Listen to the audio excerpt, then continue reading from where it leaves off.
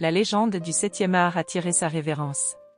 Le 18 août dernier, Alain Delon, à l'âge de 88 ans, a quitté ce monde, laissant derrière lui le souvenir d'un des derniers grands noms du cinéma.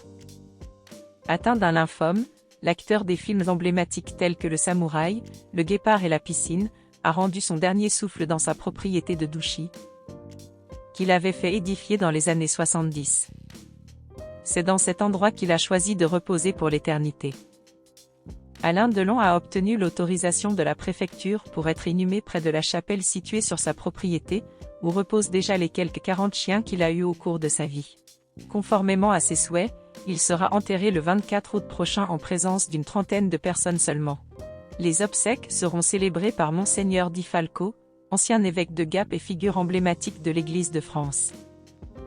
En s'éteignant, Alain Delon laisse derrière lui un héritage substantiel, estimé à environ 150 millions d'euros. Avant sa mort, il avait soigneusement organisé sa succession, attribuant un avantage particulier à sa fille Anouchka, qu'il chérissait tout particulièrement. Ses deux frères semblent avoir accepté cette disposition sans émettre de contestation.